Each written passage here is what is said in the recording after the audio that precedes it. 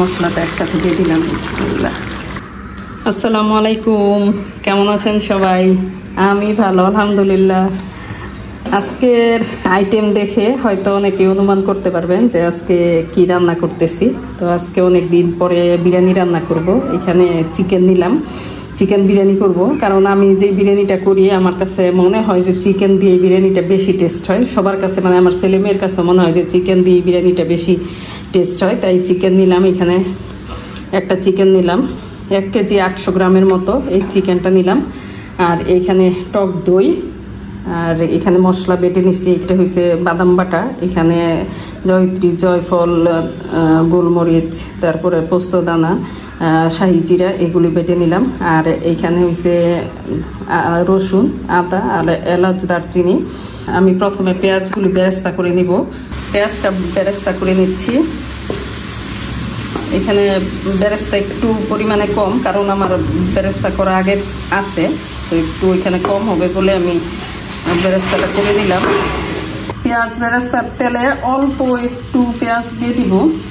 এই পেঁয়াজটা আমি একটু হালকা বাদামি করে ভাজবো, মানে হালকা আর কি, খুব বেশি না। আর এখানে তেজপাতা, এলাচ, দারচিনি দিয়ে দিলাম। এখানে দিয়ে দিব আমি টমেটো, ছোট করে কুচি করে কাটা টমেটো। কারণ এই টমেটোটা আমি মানে এটা ফ্রোজেন টমেটো ছিল, তো আমি যেহেতু আমি টমেটো পেস্ট দিই না, এই জন্য টমেটো পেস্ট না দিয়ে আমি কাঁচা টমেটোটা দিয়ে দিই এইভাবে। আদা, রসুন, একটু স্পাইসি করার জন্য শুকনা মরিচ বাটা, ধনিয়া গুঁড়া, মশলাটা আমি কষাই নিতেছি। অনেকদিন পর আসলে বিরিয়ানিটা রান্না হইতেছে। বাদাম দিলে অনেক বেশি ফুটে, এই জন্য আমি পাতিলটা চেঞ্জ করে নিলাম।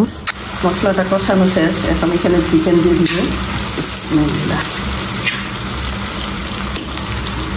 চিকেনটা খুব দ্রুত রান্না করে ফেলতে হবে, মানে দ্রুত জালে, কারণ এটা বেশি সিদ্ধ করা যাবে না।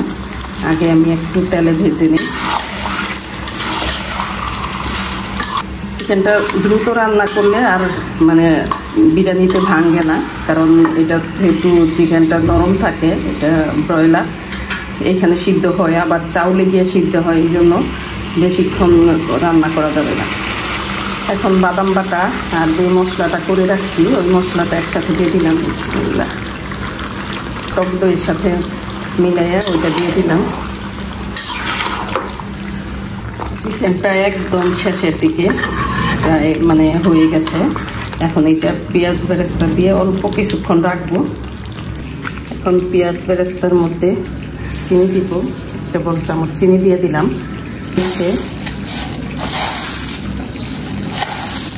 বাস হয়ে গেছে। এখন এটা আমি দিয়ে দিব, দিয়ে খুব বেশিক্ষণ রাখবো না, অল্প কিছুক্ষণ রেখে নামিয়ে ফেলবো।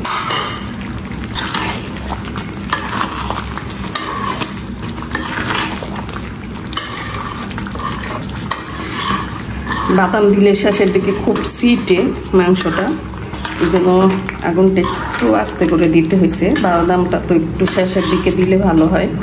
আর একটু মাখা মাখা হোক, অল্প একটু জাল করে নামাই ফেলব।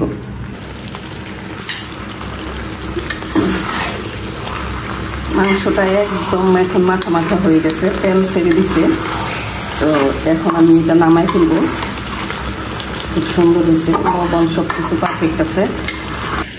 চালে একটা আলাদা ফ্লেভার আসার জন্য এই যে 1 টুকরা দারচিনি, 2টা এলাচ, 2-3টা তেজপাতা, শুধু এটা মানে বিরিয়ানির যে চালটা ভুনবো এইটার জন্য।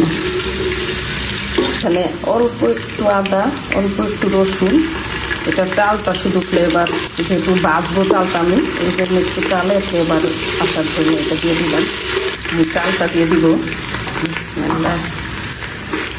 চালটা আগেই ধুয়ে পানি ঝরিয়ে নিছি।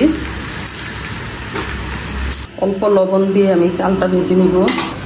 2টা এলাচ, 1টা দারচিনি, 2-3টা তেজপাতা, অল্প একটু আদা, অল্প একটু রসুন দিয়ে যদি চালটা ভাজা হয় তাহলে এটার ফ্লেভারটা অনেক সুন্দর আসে। চালটা ভাজা শেষ, এখন গরম পানি দিয়ে দিব। বিসমিল্লাহ। পানি দেওয়ার 2-3 মিনিট পরেই আমি মাংসগুলি দিয়ে দিচ্ছি, কারণ না হইলে এটা ব্যালেন্স করা যায় না, যেহেতু চালটা জলদি পানির সাথে মিশে মানে শুকায় যায়। তো এই জন্য মানে দ্রুত মানে মাংসটা ব্যালেন্স আসার জন্য চালের সাথে, এই জন্য আমি দ্রুত দিয়ে দিলাম, মাংসটা দিয়ে দিলাম। এখন এই পর্যায়ে আছে, আর যদি দেরি হয় দিতে তাহলে হয়তো মাংসের মশলা চাল একসাথে মিশে না, এই জন্য প্রথম দিকেই দিয়ে দিতে হয়। এখন লবণ দিয়ে দিলাম। এই পর্যায়ে আছে, এখন একটু উল্টাই দিই। এখন ফ্লেভারের জন্য ঘি দিয়ে দিলাম।